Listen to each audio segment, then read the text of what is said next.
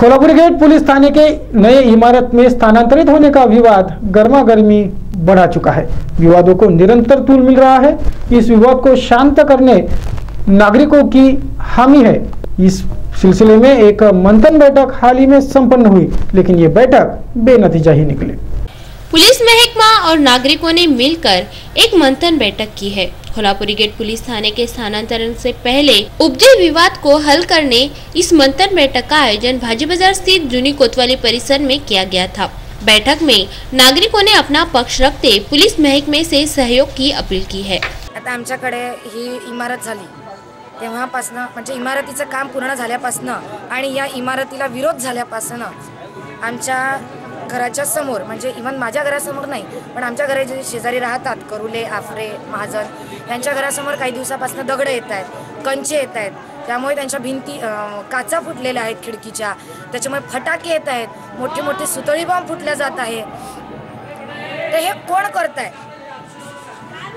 हे कोण करताय याचा आम्ही पोलीस स्टेशनला रिपोर्टही केला। त्या लोकांनी पोलीस आले, त्यांनी ड्यूटी केली, पण त्यांच्या समोर हा प्रकार कमी नव्हता वाढला। दिवसातून 2 फटाके फुटायचे तर दिवसातून 6 फटाके फुटले। हे काय होतंय? आज की मीटिंग काय केली? तर ही मीटिंग त्याच्यासाठी होती की हे फटाक्याचं कारण काय, जर तुमच्यापैकी जर कोणी असेल तर त्यांनी समोर यावं आणि ते सांगावं, पण असं तर कोणी करणार नाही, आपणहून कोणी सांगणार नाही। पण हे नेमकं आहे तरी काय? आणि या मीटिंगीतून दुसरा मुद्दा उठवला त्यांनी की कोल्हापुरी गेट इथे आणायचं म्हणून। आम्ही त्याला विरोध केलेला आहे। आमच्यासोबत कोल्हापुरी गेटचे लोक सुद्धा आलेले आहेत तिथे, त्यांनी सुद्धा सांगितलं आहे की ही बिल्डिंग आम्हाला तिथेच पाहिजे, याची गरज फक्त तिथेच आहे। याच्या आधी सुद्धा आम्ही स्टेटमेंट दिलेलं आहे की ही बिल्डिंग आम्हाला इथे नको, कारण हा इतका कंजेस्टेड एरिया आहे की याची इथे काहीही गरज नाही। थाना क्षेत्र के नागरिक, पुलिस महकमे के आला अफसर आदि इस मंथन बैठक में मौजूद थे। इस बैठक के निर्णय पर होने वाले अमल पर भी नजरें बनी है। 27/11 ये तारीख भूले भुलाए नहीं जाती। नवसारी के उस हादसा स्थल पर आज भी दर्द बयां होता है। बुधवार को 27/11 के बरसी पर इस दर्दनाक हादसे में मारे गए मासूमों को श्रद्धांजलि अर्पित की गई। घटनास्थल पर छोटे छोटे बच्चों को लुभावने वाली चॉकलेट रख नम आंखों से उन 6 मासूमों को श्रद्धा सुमन अर्पित किए गए। सिटी न्यूज चैनल परिवार भी इन मासूमों को श्रद्धा सुमन अर्पित करता है। बड़ी निंदनीय बात है कि 27/11 हादसा सिर्फ जिनके घर के चिराग बुझे उन्हें ही याद रहा, बाकी जननेता, स्कूल प्रशासन, महकमा इन सब ने इस दुर्घटना को भुला दिया। शहर के नवसारी टर्निंग पॉइंट पर 27/11 को जो भीषण सड़क दुर्घटना घटी, उस भीषण सड़क दुर्घटना में काल के आगोश में समाये 6 मासूमों को बुधवार 27/11 के बरसी पर श्रद्धांजलि अर्पित की गई। कुंड, दरियापुर, वलगांव के नागरिकों ने इस श्रद्धांजलि समारोह का आयोजन किया था। घटनास्थल पर इन मासूमों के लिए चॉकलेट आदि रख उन्हें श्रद्धांजलि देने बाद गाड़गेनगर वृद्धाश्रम में निराधारों को भोजन करवाकर उन मासूमों को याद किया गया। जिनके बच्चे इन वैनों में स्कूल जाते हैं उन्हें ही ये घटना याद रही, बाकी सब भूल गए। यह विशेष शहर के जिला स्टेडियम पर राज्य स्तरीय शालेय कुश्ती स्पर्धा का आयोजन जारी है। कुश्ती के अखाड़े में राज्य स्तरीय मल्ल यहाँ दाव आजमा रहे हैं। जिला क्रीड़ा विभाग की ओर से आयोजित राज्य स्तरीय अंतरशालीय कुश्ती स्पर्धा का आयोजन शहर के जिला स्टेडियम पर किया गया है। राज्य स्तरीय अंतरशालीय मल्ल यहां मिट्टी के अखाड़े में हार जीत के दाव आजमा रहे हैं। इस आयोजन को भारी प्रतिसाद छात्रों ने दिया है।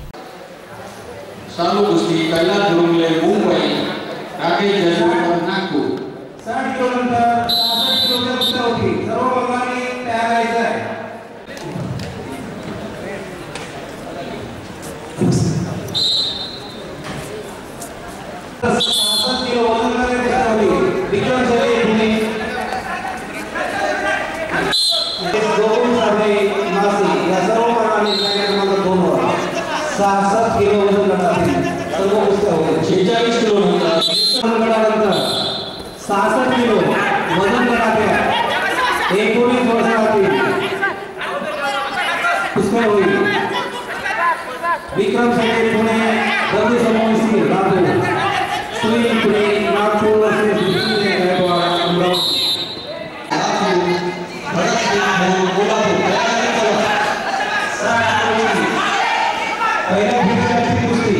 जिला परिषद अमरावती ने रमई आवास योजना के तहत मिले साहित्यों का वितरण शुरू कर दिया है। बुधवार से इस साहित्य वितरण की शुरुआत हुई। शासन स्तर से चलाए जाने वाले रमई आवास योजना के तहत लाभार्थियों को जरूरी वस्तुओं का वितरण किया जाता है। चद्दर, ब्लैंकेट आदि का इनमें समावेश है। यह साहित्य वितरण कई दिनों से लंबित था, लेकिन महकमे को जवाब तलब किया जा रहा था। आखिर बुधवार से इन साहित्यों के वितरण की शुरुआत हो गई।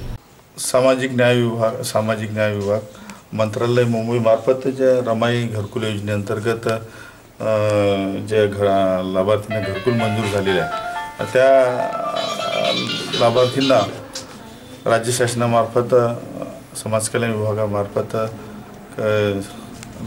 त्या गरीब लोकांना आणि त्या जे मंजूर झालेले लाभार्थी त्यांना शासनाने एक अंगावर घेण्यासाठी घोंगडी, चादर आणि एक सौर ऊर्जेचं लाईट ह्या साहित्य मंजूर झाले होते। त्यानुसार या पंचायत तालुक्यामध्ये माननीय सीओ साहेबांचं जे पत्र आलं आणि त्या पत्रानुसार जे मंजूर झालेले लाभार्थी आहे आणि त्या पत्रामध्ये भारिप बहुजन महासंघाने जो हे काही उल्लेख केला होता त्या अनुषंगाने या ठिकाणी आज अमरावती पंचायत समिती अंतर्गत मी गटविकास अधिकारी प्रमोद कापळे या आपल्या अमरावती जिल्ह्यातील आज अमरावती पंचायत समितीपासून खऱ्या गरजू लाभार्थींना आणि हिवाळ्याचे दिवस असल्यामुळे आणि खरोखर लाभार्थीला त्या कंबल आणि चादरीची आवश्यकता आहे।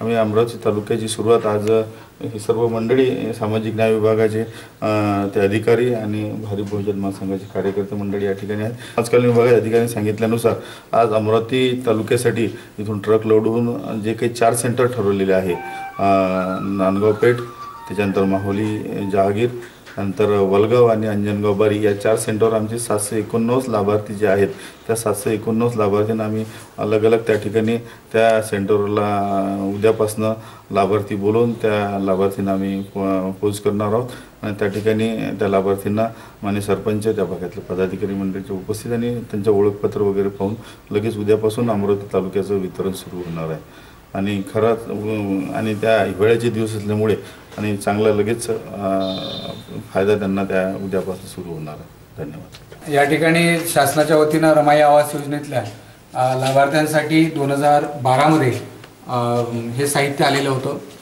2012-13 2 हिवाळे या साहित्यावरनं गेले, मात्र हे साहित्य जे आहे हे गोरगरिबांपर्यंत पोहोचलं नाही। ही जेव्हा भारिप बहुजन महासंघाच्या बाब लक्षात आली तेव्हा भारिप बहुजन महासंघाने या संदर्भामध्ये चांगल्या पद्धतीने निवेदन दिले। निवेदनाला सुद्धा ही जिल्हा परिषद ऐकली नाही, तेव्हा आम्ही आंदोलन केलं। आंदोलनानंतर सुद्धा या DRDAचे जे अधिकारी आहेत अहमद साहेब आणि औतकर म्हणून यांनी ऐकलं नाही, म्हणून यांना आम्ही इशारा दिलेला होता की समजा जर हे साहित्य वाटल्या गेलं नाही तर इथल्या अधिकाऱ्यांना आम्ही झोडपून काढल्याशिवाय राहणार नाही। त्या इशाऱ्यानंतर, त्या धमकीनंतर या प्रशासनानं आजपासून या सगळ्या वितरणाला सुरुवात केलेली आहे। याच्यावरून एकच बाब लक्षात येते की गोरगरिबांच्या या न्यायासाठी रस्त्यावर उतरल्याशिवाय पर्याय राहत नाही, हे या ठिकाणी जिल्हा परिषदेने पुन्हा एकदा दाखवून दिलेलं आहे।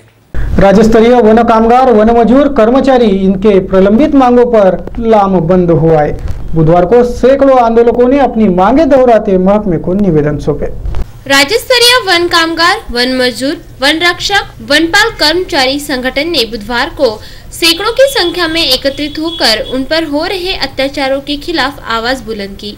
विभिन्न प्रकरणों में वनपाल, वन मजदूर, वन रक्षकों पर अन्याय हो रहा है। यह अन्यायकारी श्रृंखला जल्द थमे, सारे प्रकरणों की उच्च स्तरीय जांच हो, यह प्रमुख मांगे महकमे के खिलाफ लामबंद हुआ सैकड़ों वन मजदूर, वन कामगारों ने रखी। हमारी ताकत, अरे बोल अरे बोल अरे ताकत से बोल, अरे मुख्य बोल, अरे ताकत से बोल, अरे मुख्य नको राहो, अरे मुख्य नको राहो, अरे ताकत से बोल, अरे डंडा लेकर, अरे बरसी लेकर, अरे मेहनत से बोल, अरे बोल, अरे बोल रक्षक बोल, अरे वनपाला बोल, अरे रेंजर बोल, अरे ताकत से बोल। आमचे एका वनमजूर सुधाकर ढेंबरे यांचा मेळपाराने जीव घेतलेला आहे। त्याच्यावर आतापर्यंत जशी कारवाई व्हायला पाहिजे होती तशी कारवाई झालेली नाही आहे। गेल्या 25 वर्षापासून मेंढपाळे अवैध चराई करत आहेत। आजपर्यंत एवढा कुठलाही मोठा प्रकार घडलेला नव्हता, परंतु आता सध्या अशी परिस्थिती झाली की संतोष महात्मे जेव्हापासून मेंढपाळ संघटनेचे अध्यक्ष झालेत तेव्हापासून मेंढपाळांची खूप हिंमत वाढलेली आहेत आणि त्यांनी थेट आमच्या वनमजुरांचा मर्डर केलेला आहे। तेवढंच नाही तर मारडी वनपाल बंडूभाऊ काकड यांच्यावर सुद्धा खोटा आरोप लावला की जी SRP वन विभागाने वापरली होती त्या SRPनी मेंढपाळांच्या लोकांवर गोळीबार केला असा खोटा रिपोर्ट दिला। परंतु त्यांची पोलीस लोकांनी चौकशी केली असता त्याच्यामध्ये काही निष्पन्न झालं नाही आणि महानिर्देशक नागपूर यांच्याकडून आम्ही रिपोर्टसुद्धा प्राप्त केला। जेवढा दारुगोळा नागपूरवरून SRPना देण्यात आलेला होता तो संपूर्ण दारुगोळा नागपूरमध्ये परत केलेला आहे आणि तिथे कुठेही दारुगोळा वापरला असं दाखवलेलं नाही। तसा लेखी रिपोर्टसुद्धा आमच्याकडे अवेलेबल आहे। आता आम्ही आयुक्त साहेबांना भेटलो, त्यांच्याशी चर्चा केली, त्यांनी सांगितलं आम्ही योग्य ते कारवाई करू। 26/11 के शहीदों को सभी ने नम आंखों से श्रद्धांजलि अर्पित की। शहर के रानी दुर्गावती चौराहे पर एक श्रद्धांजलि समारोह इसी श्रद्धांजलि श्रृंखला में संपन्न हुआ। शहर के कैंप रोड रानी दुर्गावती चौराहे पर 26/11 के शाम इस आतंकी हमले में शहीदों को पुष्प चक्र अर्पित कर और मोमबत्तियां जलाकर भावपूर्ण श्रद्धांजलि अर्पित की गई। अमरावती जन विकास संस्था के पदाधिकारी महापौर वंदना कंगाले आदियों के मौजूदगी में यह श्रद्धांजलि समारोह संपन्न हुआ।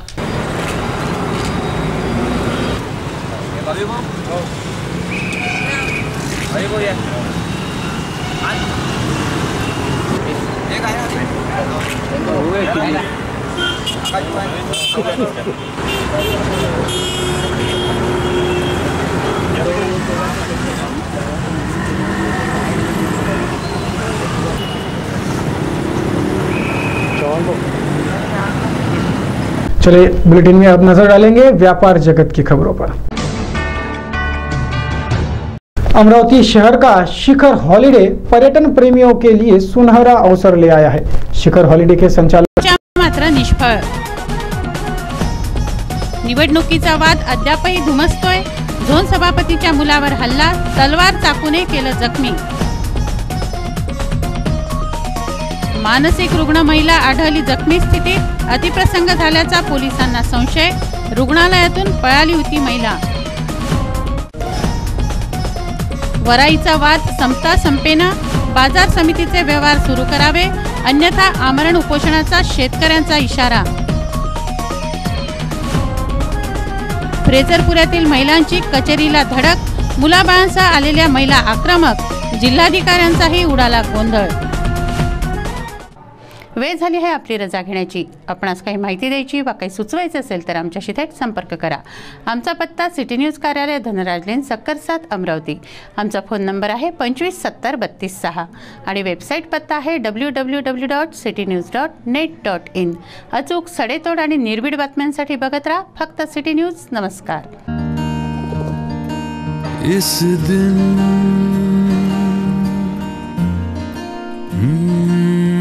इस दिन का सबसे सुहाना पल कौन सा है, क्या कहता है